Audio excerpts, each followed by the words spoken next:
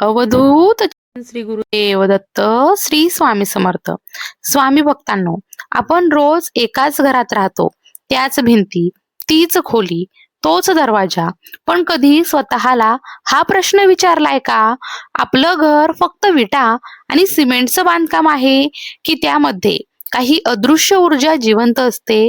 काही घरात प्रवेश करताच मन शांत होतं, तर काही घरात कारण नसताना अस्वस्थता जाणवते. असं का होतं? आज आपण एका अतिशय गूढ पण सत्य विषयावर बोलणार आहोत. घर खरंच तथास्तू म्हणतं का? भिंतींना कानं असतात असं का म्हणतात? आणि आपल्या विचारांचा घरावर खरोखर परिणाम होतो का?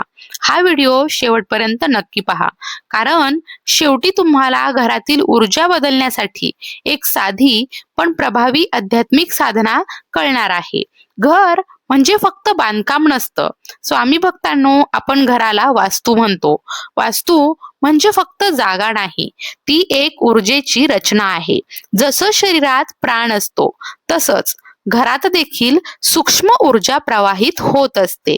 आपण हसतो, रडतो, भांडतो, प्रार्थना करतो, हे सर्व क्षण त्या जागेमध्ये साठत जातात. म्हणूनच प्राचीन ऋषींनी सांगितलं, घर आपल्या प्रत्येक भावनेचा साक्षीदार असतं. तथास्तु या शब्दाचा खरा अर्थ तथास्तु म्हणजे तसं होऊ दे. विश्वातील ऊर्जा आपल्या विचारांना प्रतिसाद देते. तुम्ही सतत म्हणाल, माझं काहीच होत नाही, घरात नेहमी समस्या आहेत, तर हळूहळू तीच भावना वास्तव बनते. कारण घरातील वातावरण त्या विचारांना स्वीकारतं. म्हणून म्हणतात, घर सतत एकच शब्द म्हणतं, तथास्तु. घरातील स्पंदन म्हणजे काय?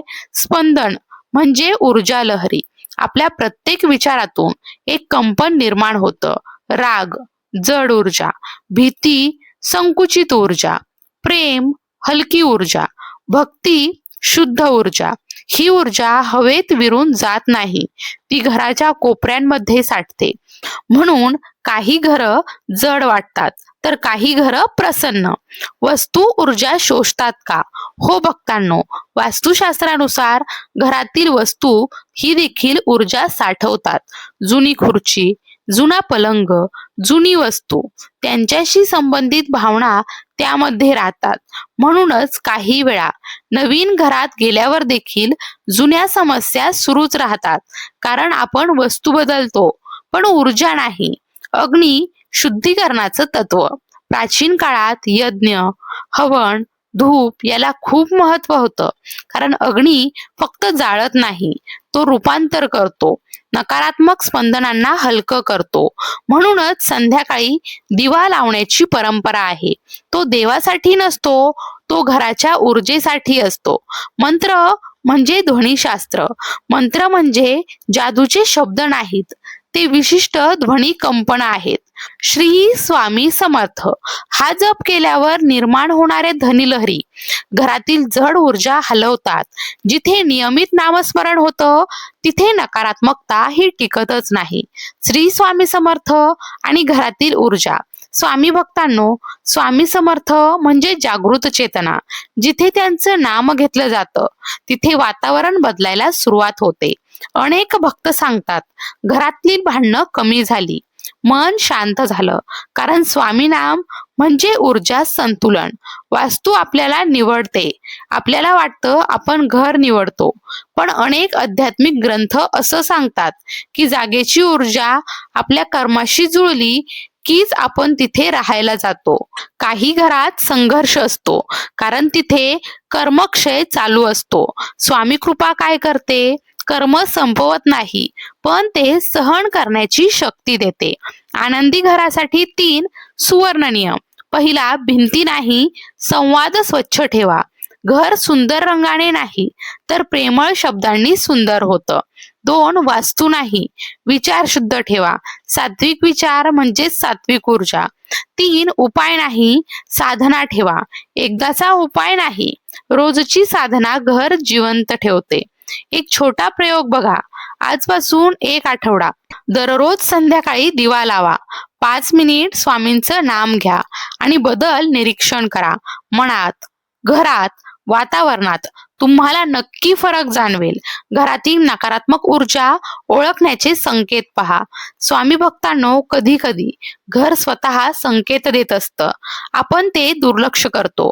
जर घरात वारंवार काही गोष्टी घडत असतील, कारण नसताना वाद होत असतील, मन सतत अस्वस्थ राहत असेल, झोप नीट लागत नसेल, आर्थिक अडथळे वाढले असतील, घरात जडपणा जाणवत असेल, तर वास्तूतील ऊर्जा संतुलित असण्याची शक्यता ही कमी असते. म्हणजेच ऊर्जा ही असंतुलित झालेली असते. ही अंधश्रद्धा नाही. मानसशास्त्र आणि ऊर्जा विज्ञान दोन्ही याला मान्यता देतात. कारण वातावरण मनावर परिणाम करतं आणि मन परिस्थितीवर. नकारात्मकता कशी साठते? दररोजचे राग, तक्रारी, भीती हे सगळं हवेत नाहीसं होत नाही. ते घराच्या अवकाशात साठत जातं. जसं बंद खोलीत धूर साचतो, तसंच नकारात्मक भावना साठतात. म्हणूनच पूर्वी घरात रोज धूप, उदबत्ती, मंत्र यांची परंपरा होती. ती केवळ धर्म नव्हती, ती ऊर्जा स्वच्छता होती. स्वामीनाम ऊर्जा संतुलनाचं साधन. स्वामी भक्तांनो, श्री स्वामी समर्थ हा जप फक्त श्रद्धा नाही, तो मनाची लय बदलतो. जेव्हा अनेक वेळा एकच मंत्र उच्चारला जातो, तेव्हा मेंदूतील विचारांची गती मंदावते, मन शांत होतं आणि शांत मनातून सकारात्मक ऊर्जा निर्माण होते. ही ऊर्जा घरभर पसरते. रोजची 7 मिनिटांची स्वामी साधना. आता एक अत्यंत सोपी पण प्रभावी साधना. दररोज फक्त 1 मिनिट. स्टेप 1, दिवा लावा, तुपाचा किंवा तेलाचा, आणि मनात म्हणा, माझ्या घरातील अंधार दूर होऊ दे. त्यानंतर दुसरं, नामजप. शांतपणे जप करा. श्री स्वामी समर्थ. घाई नको, स्पर्धा नको, फक्त भावना. त्यानंतर तिसरं, कृतज्ञता. आज मिळालेल्या 3 गोष्टींसाठी धन्यवाद द्या. कृतज्ञता ही सर्वात उच्च ऊर्जा मानली जाते. चौथी पायरी, सकारात्मक संकल्प. माझं घर शांत, आनंदी आणि सुरक्षित आहे. बस, ही साधना घराचं वातावरण बदलायला सुरुवात करते. घरातील मुलांवर ऊर्जेचा परिणाम. लहान मुलं शब्दांपेक्षा ऊर्जा जास्त जाणवतात. जर घरात सतत तणाव असेल तर मुलं चिडचिडी होतात. पण जिथे नामस्मरण असतं, तिथे मुलं शांत आणि आत्मविश्वासी बनतात. म्हणून स्वामी सेवा ही केवळ अध्यात्म नाही, ती पुढच्या पिढीसाठी संरक्षण आहे. घरात शांतता आणणारे छोटेसे नियम. सकाळी भांडणं टाळा. स्वयंपाकघरात सकारात्मक विचार ठेवा. जेवताना मोबाईल नको. दिवसातून एकदा स्वामींचं नाव घ्या. हे छोटे बदल मोठा फरक घडवतात. वास्तुशुद्धीचा स्वामी उपाय. आठवड्यातून एकदा घर स्वच्छ करा. धूप किंवा कापूर लावा. प्रत्येक खोलीमध्ये फिरवा. स्वामी नाम घ्या. धूर म्हणजे ऊर्जा प्रवाह हलवण्याचं माध्यम. यामुळे जड स्पंदनं तुटतात. एक स्वामी भक्त सांगतात, त्यांच्या घरात सतत वाद व्हायचे, कोणताही उपाय काम करत नव्हता. नंतर त्यांनी रोज संध्याकाळी 5 मिनिट नामजप सुरू केला. पहिल्या आठवड्यात काहीच बदल नाही, पण 1 महिन्यानंतर वातावरण शांत झालं. लोक बदलले नाहीत, तर ऊर्जा बदलली, आणि ऊर्जा बदलली की वर्तन बदललं. चमत्कार म्हणजे काय? लोक विचारतात, चमत्कार म्हणजे अचानक पैसा मिळणं का? तर नाही. खरा चमत्कार म्हणजे मन शांत होणं, योग्य निर्णय सुचणं, योग्य लोक भेटणं. जेव्हा तुमची ऊर्जा बदलते, तेव्हा आयुष्याची दिशा बदलते. घराला काय ऐकू द्यायचं? लक्षात ठेवा, घर ऐकत असतं. जर तुम्ही रोज तक्रार केली, घर म्हणतं तथास्तु. जर तुम्ही कृतज्ञता व्यक्त केली, घर पुन्हा म्हणतं तथास्तु. म्हणून शब्द जपून वापरा. भक्तांनो, घर बदलण्यापेक्षा वातावरण बदला. वातावरण बदलण्यासाठी लोक बदलण्याची गरज नाही, फक्त ऊर्जा बदला. आणि ऊर्जा बदलण्याचा सर्वात मोठा आणि सोपा मार्ग म्हणजे स्वामीनाम. आजपासून एक निर्णय घ्या. घरात रोज किमान एकदा श्री स्वामी समर्थ नाम घ्यायचं आणि पहा, हळूहळू घर प्रसन्न होतं. जर तुम्हाला देखील तुमचं घर सकारात्मक बनवायचं असेल, तर कमेंटमध्ये श्री स्वामी समर्थ नक्की लिहा. व्हिडिओ आवडला असेल तर लाईक करा. भक्तांपर्यंत पोहोचवण्यासाठी शेअर करा आणि अशाच आध्यात्मिक माहितीसाठी आपल्या श्री स्वामी समर्थ यूट्यूब चॅनलला सबस्क्राईब करायला विसरू नका. भिवू नकोस, स्वामी सदैव पाठीशी आहेत.